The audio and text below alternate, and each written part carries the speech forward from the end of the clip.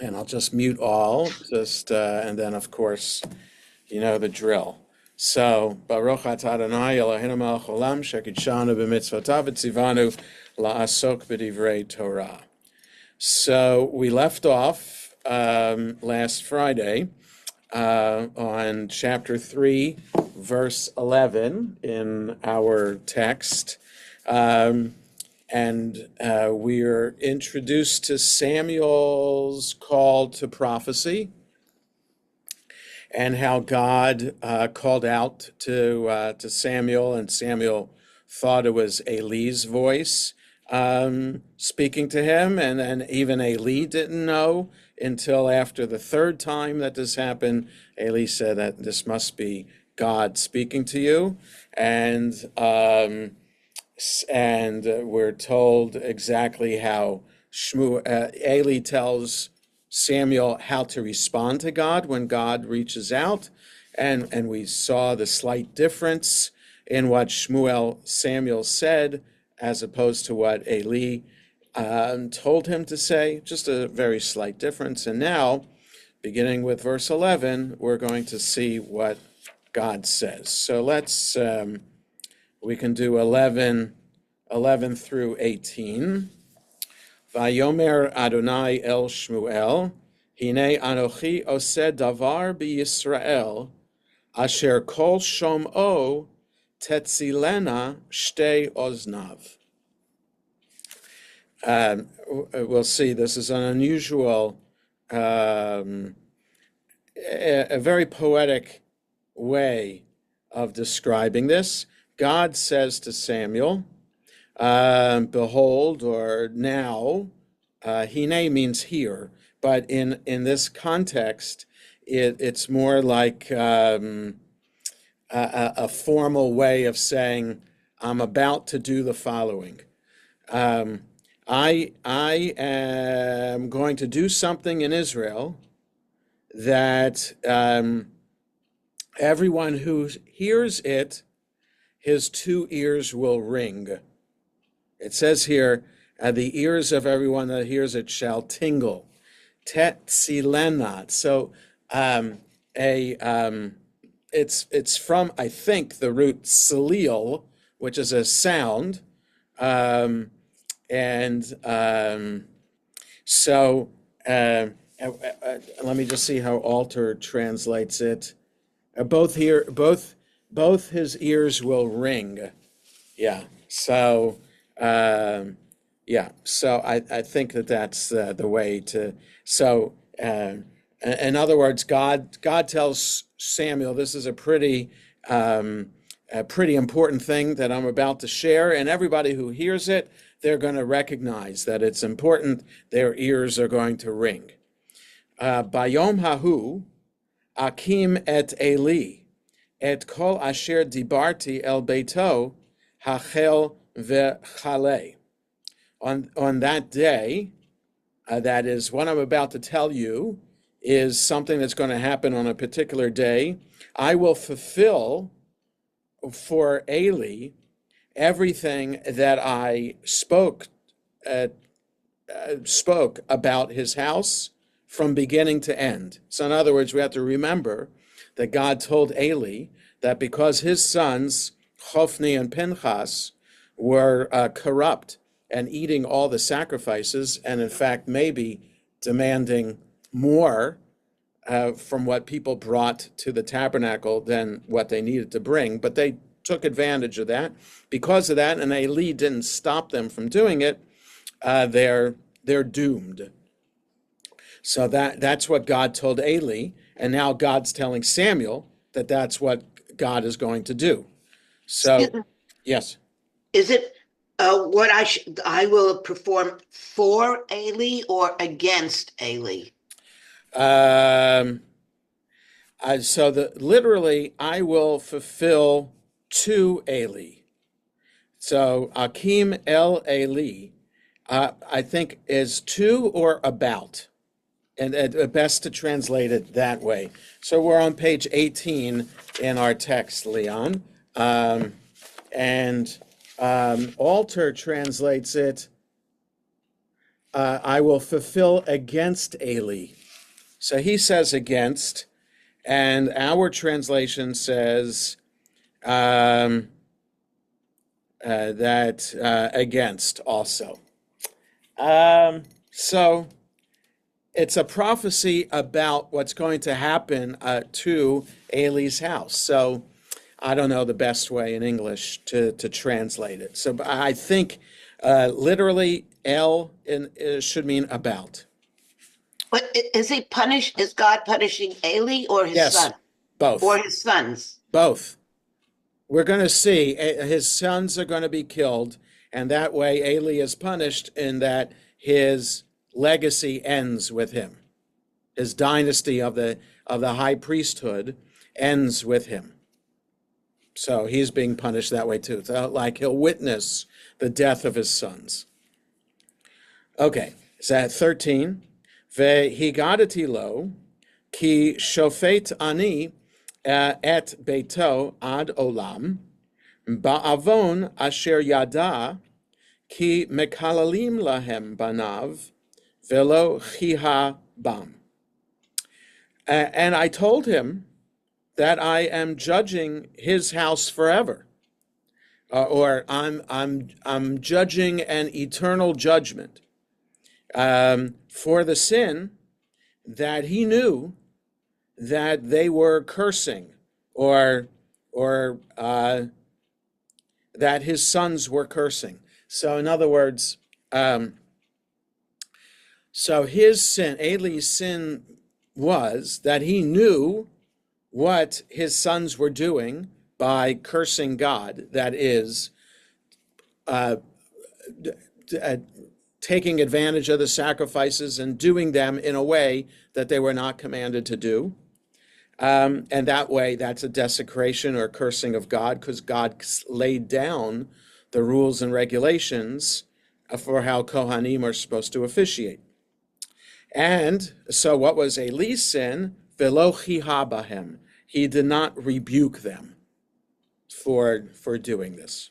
Okay, so it's just, we're being reminded here of what God already told Eli, but this is what God is telling Samuel. 14. Yes, Deborah. He did rebuke them, Wait but he a rebuked them second. very mildly. Wait, Right? 1 second, Barry. Barry, 1 second. Deborah. Well, this reminds me of Aaron's sons. Is when Well, so that's that's right. Two of Aaron's sons did something wrong, and God came down and struck them. The difference is that there's no forewarning about it. When it happens to Aaron's sons, they do it, and God kills them. Here, there's a warning to Eli. I see what they did, and God doesn't strike them right away. He will strike them. Why the difference? I don't know. But it's good. Yeah, just reminded me of Yes, that. yes, but it is a good reminder. We're supposed to keep that in mind, too, I'm sure, because Eli's a high priest, Aaron's a high priest. Two sons are doing something wrong. The only difference is that Aaron has two other sons to take over. Barry, what I was just going to say, all of these stories have precursors or parallels. Yes, that's right. I mean, the David usurping Saul, and but Eli did rebuke his sons, but he just did it in a very mild way. I mean, yes, right. Like, you shouldn't be doing this or something like that. But he didn't tell them to stop. He didn't punish them in any way. Yeah. So what I find interesting in this, I mean, having gone through the entire Torah and now these early books, I've always sort of heard that the difference between the Jewish Bible and the Christian New Testament is that the God of what people call the Old Testament, what we refer to as the Jewish Bible, is often vengeful and more quicker to anger. Right. And that doesn't seem to happen in the New Testament. Are the later books of the Jewish Bible, are they consistent with, I mean, is that consistent throughout the way God is portrayed? So God is portrayed as vengeful. that God expects the covenant to be followed. And when the covenant isn't followed, God warns the people through prophets that they're going to be punished in some way. And then the punishment happens. So yes, so that is vengeful. God is an angry God, and the whole Bible is all about how the people are to be punished for transgressing the covenant and worshiping idols. In that the northern kingdom exiled to Assyria, gone forever, and southern kingdom exiled to Babylonia to be restored 70 years later, and then the Bible ending with the building of the second temple. So the Jewish Bible ends on a more hopeful note, in that the temple is being rebuilt, so that all is not lost, and God is still the God of the Jewish people, and the Jewish people are still God's people. But most of the Bible is all about how the people forget that they are God's people. Yeah, and the Christian Bible, I have read through it once, but I can't. I can't. Yes, it's all about Jesus, but from my perspective as a Jew reading the Christian Bible, I don't know anything more vengeful than killing your own son. So, Right. to If say you that, accept that this is God's will and that but God still, it doesn't ordains it matter. all, It's God's will to exile us to right? Assyria and Babylonia. So I'll just say, as a non-Christian, and I am not in any way trying to be blasphemous about the Christian Bible, but I will say it's kind of hard to find love in the Christian Bible when God is killing God's own son. Yeah. So it's the idea. I mean, there's a whole book written about this recently, that a noted Jewish thinker and writer, Judaism is About Love, by Shai Held, it takes your very idea, Barry, and it's not just your idea, it's a commonly held belief that Christianity is about love and Judaism isn't. And then this whole book is just about how Judaism is about love, and that it's not fair that Christianity co-opted the concept of love and made it seem as if Christianity is the only religion to teach love, and Judaism doesn't. So, well, I would say that I would kind of differentiate the two testaments, as Judaism puts a lot of emphasis on the person's commitment to follow those rules, and whereas it seems almost, again, and I'm not as familiar with the Christian Bible either, but that one seems to say if you just simply follow Jesus, even though he has teachings that are about love, it's just the following of him and the acceptance of him that makes the difference. So I don't want this class to become a class on the Christian Bible, but I will say I think you have to look at Jesus's what's the Sermon on the Mount. Sermon on the Mount. Okay, and what he says in the Sermon on the Mount is essentially what is required. So, look, but I would say Reform Judaism is kind of like what Christianity says. And this is not to denigrate Reform Judaism. Reform Judaism says that halakha, the ritual, the 613 commandments are voluntary. And everybody can do as many of them or none of them as they wish. And that what's important is Micah's statement. And what does the Lord require of you? To do justly, love mercy, and walk humbly with your God.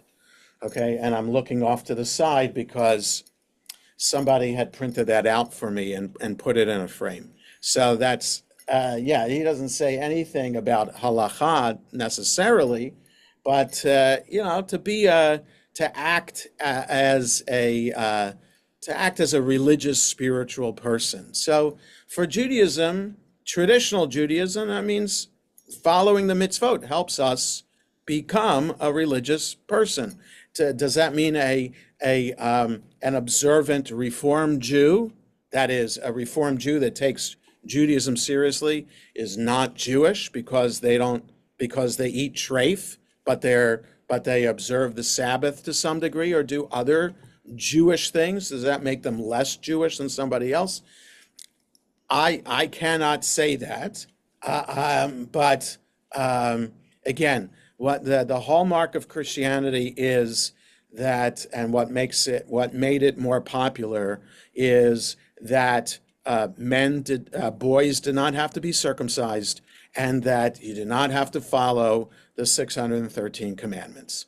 So, and that's really what I was saying, that there seems to be more of a responsibility on each individual person to follow the certain set of rules. And then I mean, it's only when those are violated, and as the stories that we're reading, some of those violations are pretty horrific, and so you do kind of understand why a God would be a little bit. So let me just say one more thing about this, and then on to Dov. I will just say that the Bible itself does not teach halacha. Okay, it's the rabbis who we know about halacha, the 613 commandments, from the rabbis. We don't know them from the Bible. The Bible expects us to follow the covenant.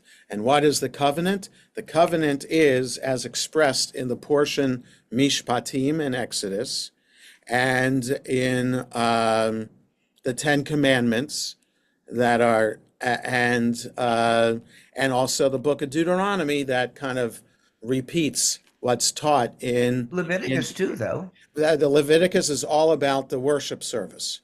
So that's what you do when you come and bring a sacrifice. But in your daily life is the portion Mishpatim. Okay, so outside, how you're supposed to act as a person when you're not bringing a sacrifice, that's the portion Mishpatim, and that's the book of Deuteronomy.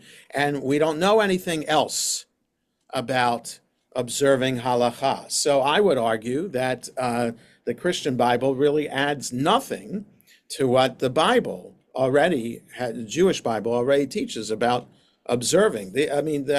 Having equal weights and measures, and not watching your enemy's animals suffer. These are things found property. Be good, being a good person. It's not necessarily halacha.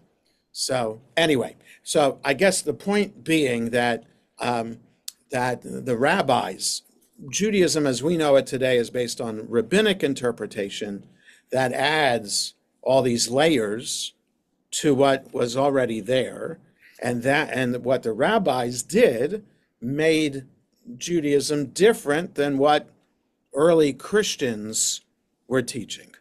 So, Dov. So my interest here is that there are so many instances where God forgives the people. Yeah. If that isn't love, I don't know what is. The fact that in the Shema we are told to love God. Right. And by God forgiving us on an ongoing basis, because he realizes that we're fallible, right, that we are weak, that it's hard to do what God is asking us to do. I think that he's nudging us along the way. He's giving us his love in giving us the Torah and everything else. So no, absolutely. That's certainly how I see it. We can have a whole other discourse, like a whole semester, at least, of a college course on Shai Held's book about Judaism is about love, but we're not going to do that. So, but even in this instant, yeah, Samuel is the hope. Eli is, and his sons. Okay, but Samuel is not going to take Eli's place. No, I understand that, but he's still the hope. I mean, he's speaking to God. Well, so I think what the Bible is doing here in the book of Samuel is introducing the category of a prophet, which we haven't had yet specifically. So Miriam is called a prophetess. We have no idea what she did in that role, except lead the women in song and dance.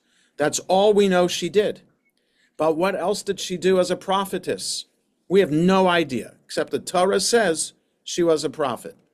I think the Torah says Moses was a prophet. I don't remember offhand. A verse is not coming to my mind right now, but and we know what that means just from what Moses did. After Moses, until Samuel, we don't have a prophet. We have Joshua as a leader. I don't think he's called a prophet. And we have judges as leaders. They're not called prophets. Samuel is going to be called a prophet. And so at least if he's not called a prophet, at least he's having a dialogue, or he's hearing God talk to him and giving him some instructions to do, which is a little bit different than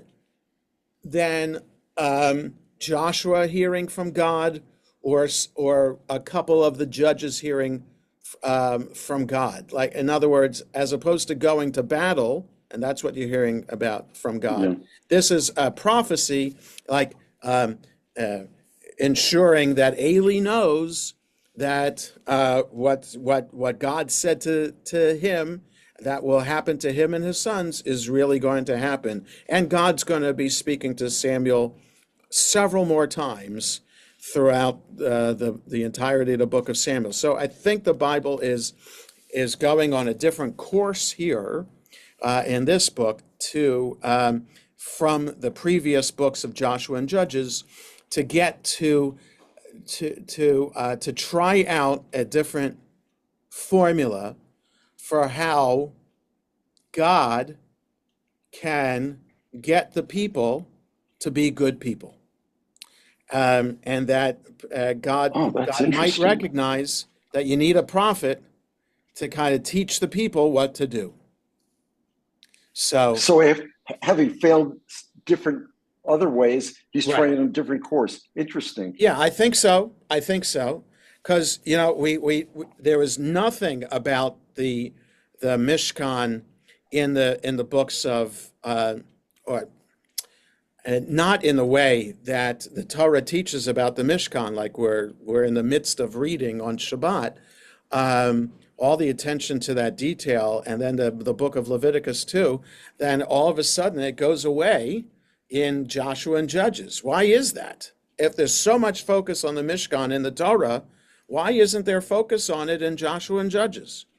And then now we get to have focus on it again a little bit here in Samuel with Shiloh, and then the Ark of the Covenant being stolen by the Philistines, and David leading the people in battle to try to get the Ark back. So there's stuff about that, and then David wanting to build a temple in Jerusalem, and God not letting him.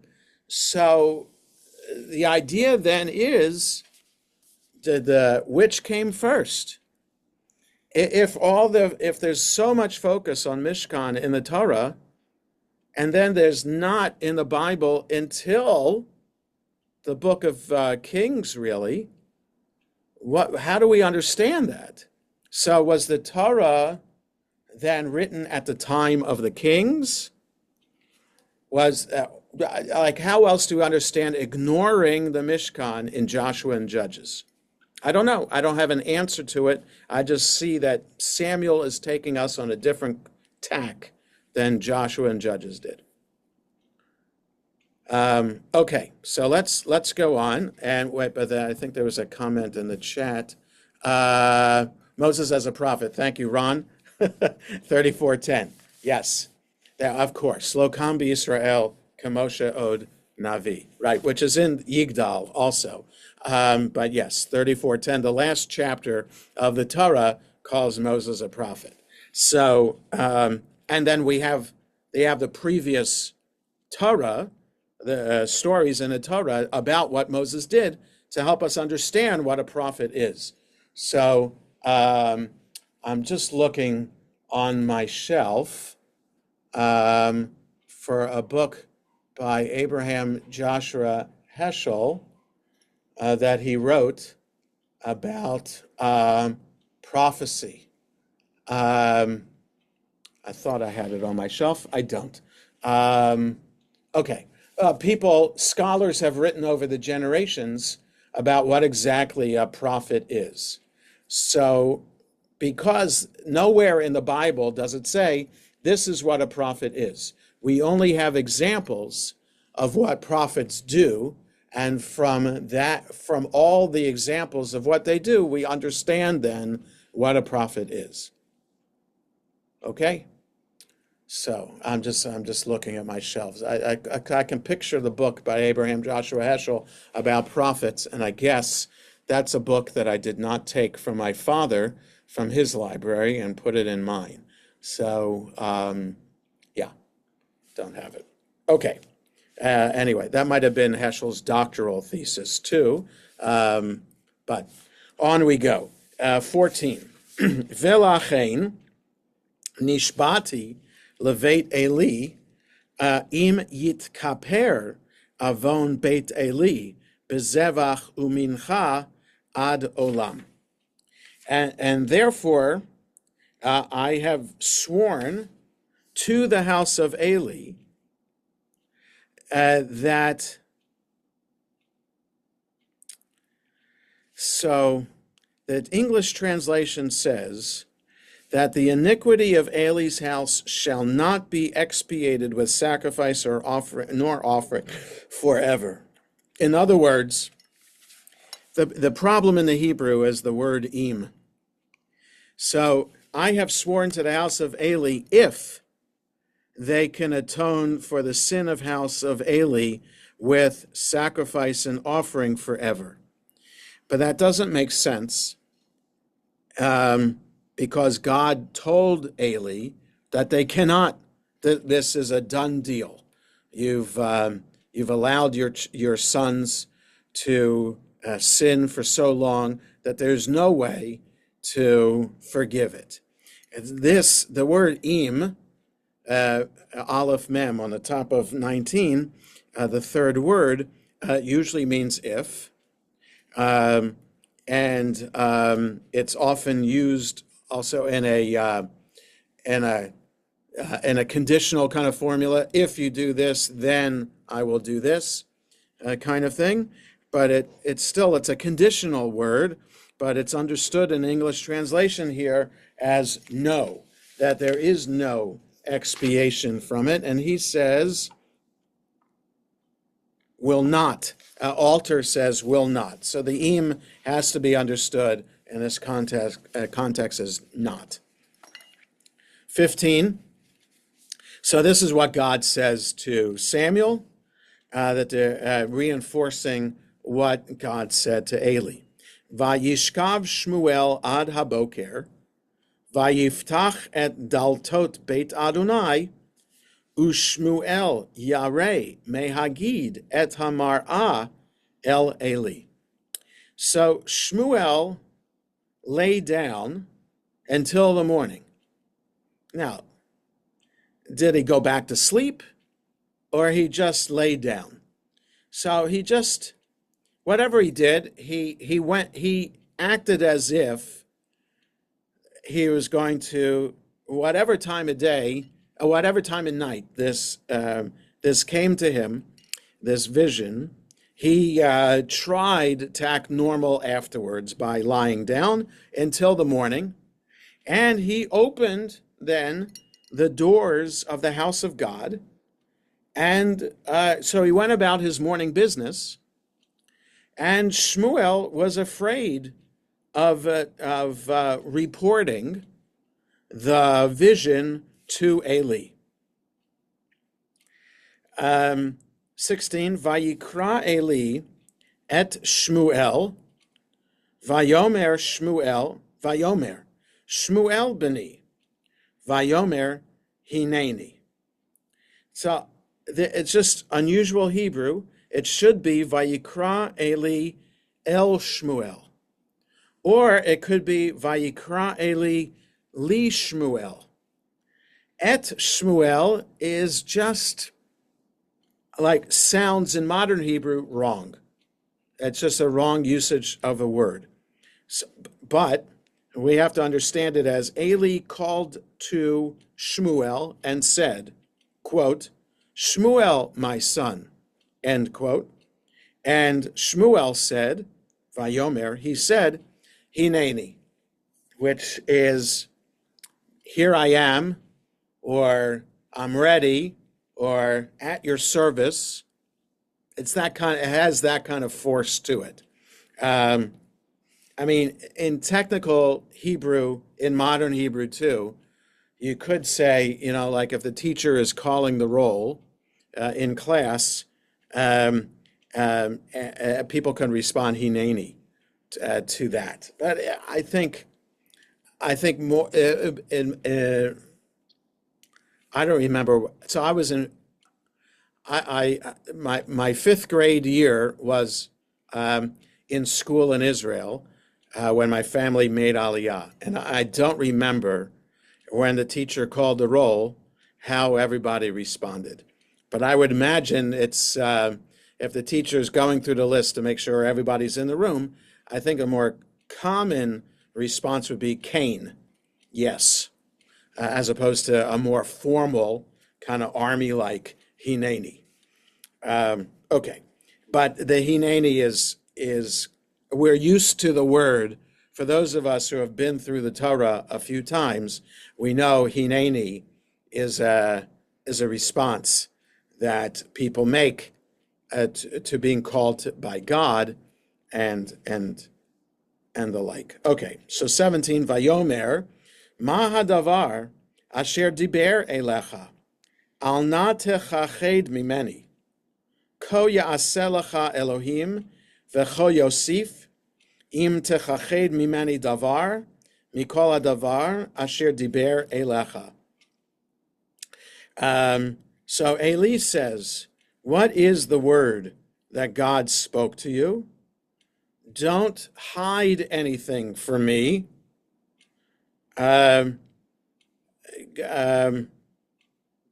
should do this and should add more if you hide a word from me, from all the words that God spoke to you.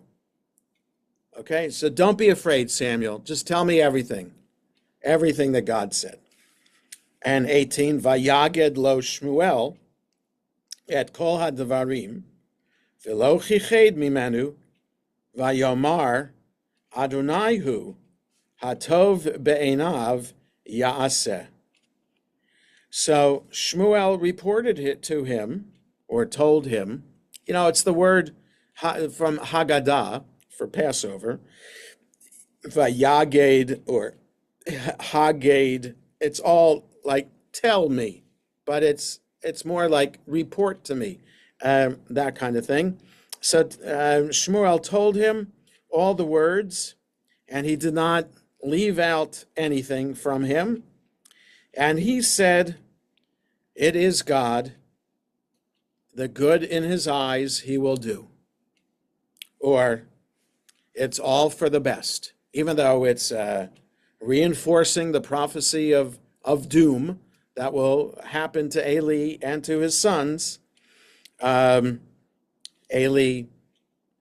submits himself to it and says, okay, if that's what God says, he'll do what's best in God's eyes.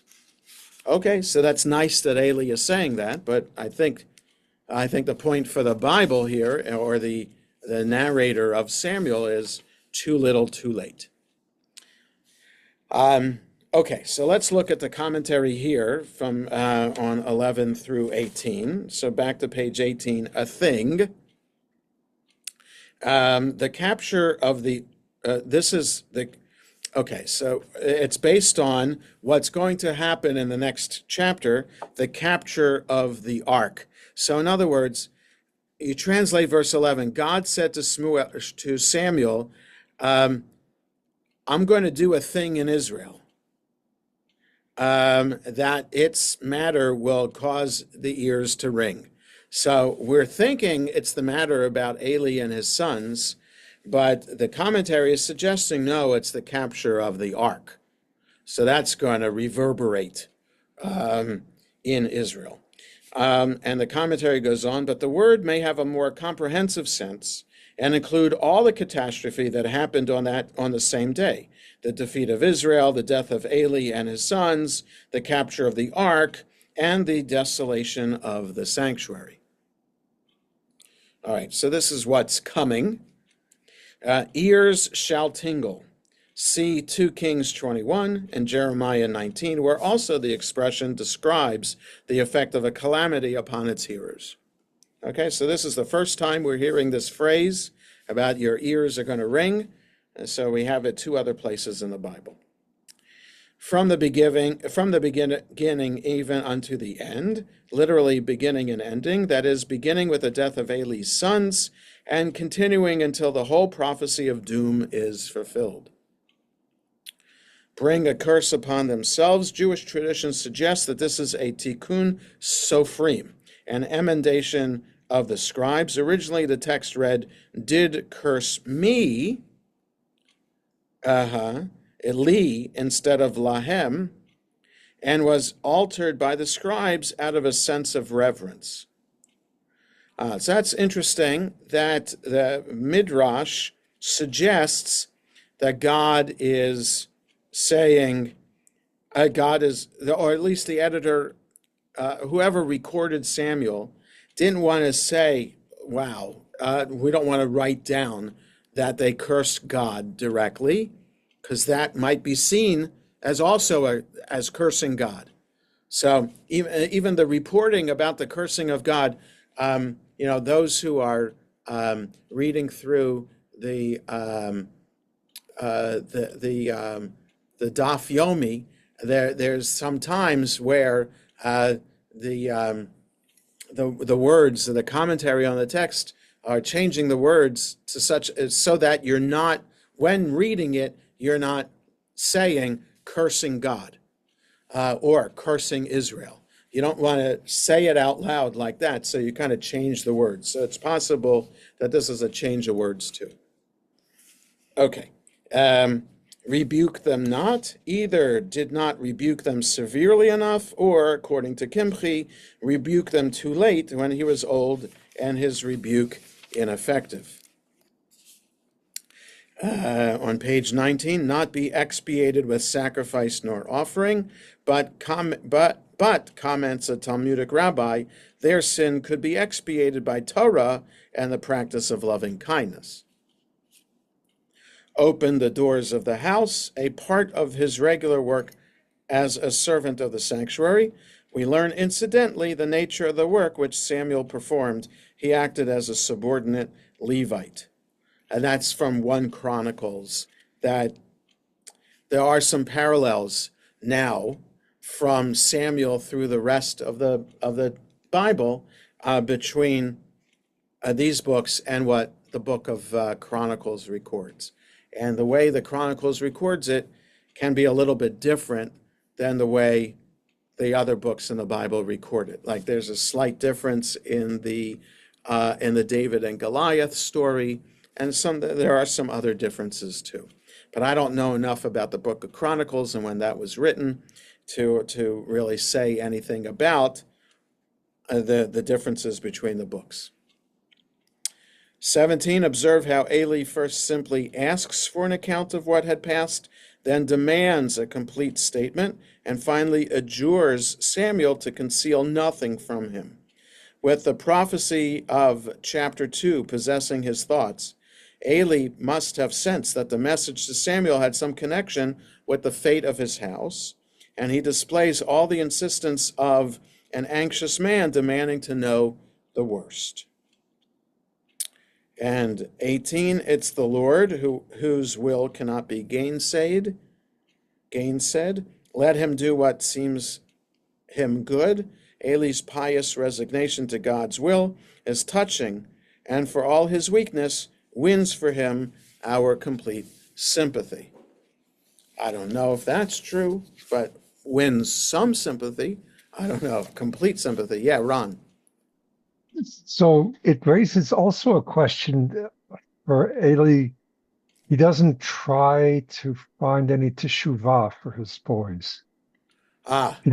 Because he just says, okay.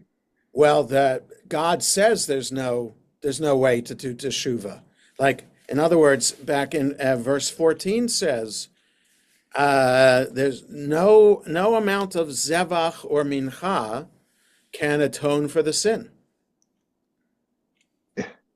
But if you go back to the golden calf incident, right? Okay, so maybe, right? Maybe you could argue. So so that's interesting. Does Eli totally give into it, or right? So why doesn't he protest? I don't know. So it could possibly be because of the story is written after the fact. And perhaps the story, for some reason, the story doesn't want to make Eli into like a Moses or an Abraham who argues vociferously against some prophecy of doom. So I don't know. Bess, you wanted to say something, and then Dov? I wanted to say about Abraham argued a prophecy. Right. That's right. So, so is there a difference in stature between Eli as a high priest and Moses and Abraham? I don't know, or why the author of the book didn't want to include any kind of argument here. I'm not sure. Dov. There is some complicity on his part for his lack of adequate admonition to his sons. And so there's a sense of acceptance of what has happened. Maybe, or maybe he says, we'll see what happens, and maybe something different will happen. It's possible that Eli might not, it went by saying God will do the best in God's eyes. Maybe that's a prayer to say, the best in God's eyes would be not to kill my sons. And then maybe God will recognize that killing my sons is not really a nice thing to do. So maybe that could be Eli's protest also. I don't know. In other words, the traditional Jewish way is, so I had a tragic funeral that I did yesterday, a funeral for a 9-month-old baby. So I'm with the parents before the funeral starts. And the traditional words to say at that point before a funeral starts is, we do kriya, the ripping. And for most non-Orthodox people use a ribbon instead of actually ripping a shirt or a dress or something else. And when that's done, you say two things. One is a blessing, Baruch Dayan Ha'emet, which I translate as righteous judge or true judge, like God knows what he's doing. And the second is a verse from Job, God gives, God takes, praise be God's name. And I said to the parents, this sounds awful, like God determined that your son should die. But it's, and I tried to explain that the words from the rabbis that we recite 2,000 years on is from a time when infant mortality was common. Everybody, and there were almost no families that did not experience a death of a child. Okay, and we can imagine our grandparents or great-grandparents' generation. My father's mother was one of 11 children, and one or two of whom died at an early age. And I think we all have stories like that of prior generations in our families, right? People had lots of kids because you knew that a couple of them were going to die before they were 5 years old. So it was just common. And when it's common, it's easier to accept. But when it's not common, it's really hard to accept. So sometimes these words in the traditional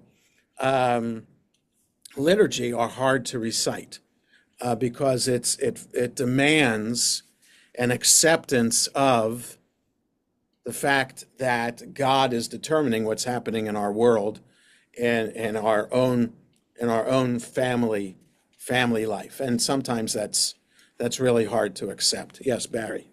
Well, I was just going to say, getting back to the story, when I read it, it just struck me that Eli had a large degree of resignation, knowing that his sons would not repent, knowing that their transgressions were such. I mean, sometimes you just know that, and yet, right, and then it could there's be an acceptance of that as well. I mean, yeah, right. All I'm suggesting is that the words here in verse 18. Adonai hu hatov be'enav yaseh. It's God, and the God will do what's best in God's eyes. So I'm just saying that sounds like acquiescence, but it could also be like a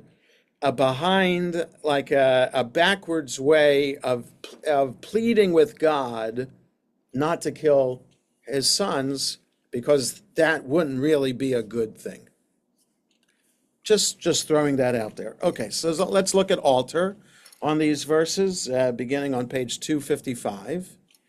So the bottom one, so we're verses 11 to 18. So he starts with verse 12.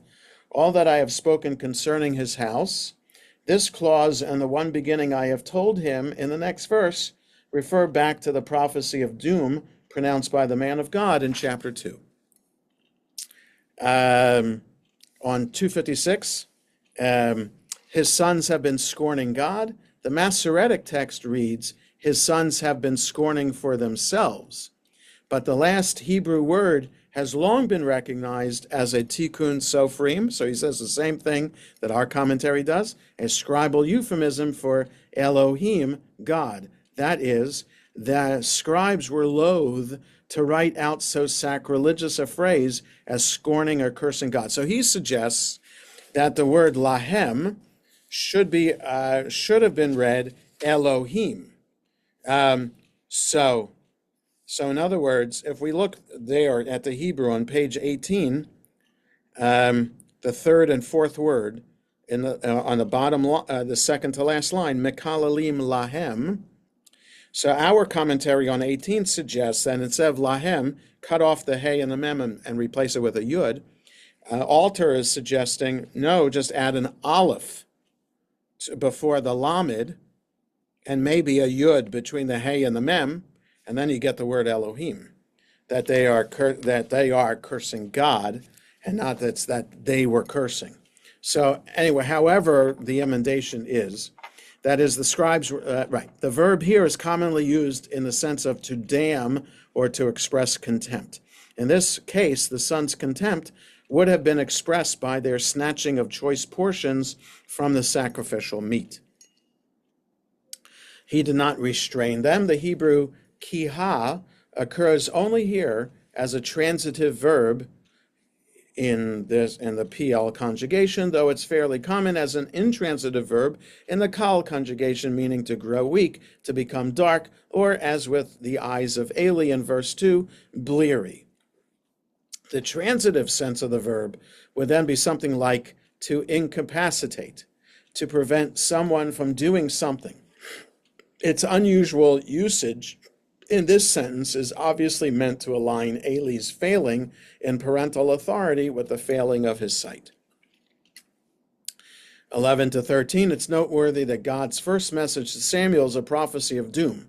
Its content not only indicates the overthrow of the priestly authority of the house of Eli and the implicit move to a different sort of authority to be embodied by the prophet Samuel, but it also adumbrates the rather dour and dire role Samuel will play as leader in relation to both Israel and to Saul. So that's interesting.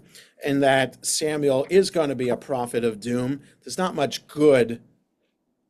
There aren't that many good things that Samuel is prophesying about throughout his entire book. Like he makes a king of Israel in Saul, but we see in the book how terrible a king Saul is. So, yeah. So that's just an interesting comment that the nature of Samuel's prophecy, which are mostly negative, comes from the very first prophecy that he receives, which is a prophecy of doom. So in other words, other calls to prophecy are positive ones, mostly positive ones. And yeah, like just Moses called to prophecy at the burning bush. He's to like lead the people out of Egypt, and other prophets later on in the Bible, the prophet Hosea, so I started off thinking that other prophecies, calls to prophecy, are positive. No, there are others that are negative. So I'm thinking, I think the book of Jeremiah begins with God showing Jeremiah an almond branch and a pot of boiling water, which is boiling over. And those are prophecies about what's going to happen to the people of Israel. Prophet Hosea is a pretty negative prophecy. So there are other negative prophecies here too. Okay. 15 in altar. And Samuel lay until morning. The verb does not necessarily imply that he fell asleep again after this riveting revelation. And if in fact the whole scene takes place close to dawn, there would be little time before the first light roused him. He opened the doors of the house of the Lord. He resumes his usual business as faithful temple ministrant, almost as though he wanted to shrug off the divine revelation that implied a more portentous role for him than that of priestly acolyte. Samuel was afraid to tell the vision. The divine message is called a vision, though it was conveyed through words rather than images. The term used here, mar'eh, is different from chazon, the word that occurs in verse 1, though both refer to sight, the faculty Eli lacks. On 257, thus and more God do to you. This is a set idiom for abjuration. May terrible things befall you if you fail to perform what I require of you. What is good in his eyes, let him do. Old Eli's response is pious resignation to the prophecy of doom. He, of course, is aware of his son's misdeeds and of his own failure to intervene successfully. Okay, so it's 10:23. So let's stop here, because I did read ahead, and I know from these 3 verses, there's a lot to say that we would go overtime with. So we'll save the last 3 verses of this chapter for next week. So have a good rest of the day, everybody, and Shabbat Shalom. Take care. Thanks. Shabbat Shalom. Thank you. Shabbat Shalom.